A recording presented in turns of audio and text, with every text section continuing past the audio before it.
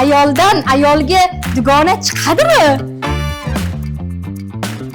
Erkaklar, yigitlar nega? Eplasa, keyin ishlasin, keyin rahbar bo'lsin.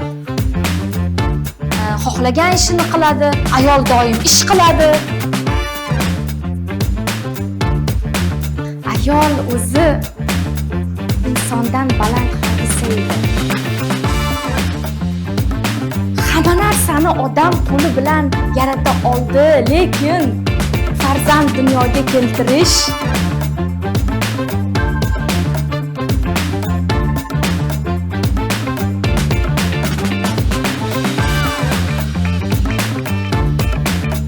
bugun UBS, ya'ni Biznes va fan xususiy universiteti jamoasini taklifi bilan ayolni kuchi nimada degan bir seminarga, uchrashuvga keldik.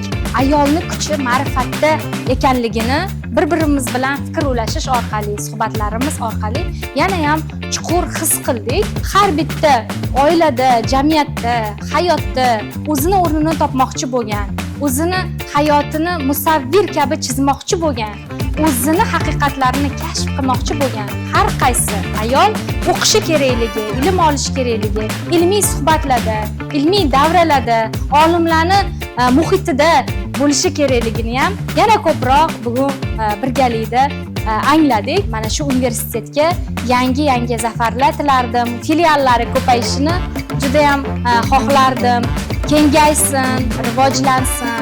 Xususiy universitetlar ko'p bo'lsin, ular bir-biri bilan raqobatlashsin va sifat jihatidan, dunyo bilan bir tenglashish jihatidan eng zo'r, eng yaxshi kadrlarni yetishtirish tomonidan ham shu universitet yetakchi universitetlardan biriga aylanishini tilab qolardim.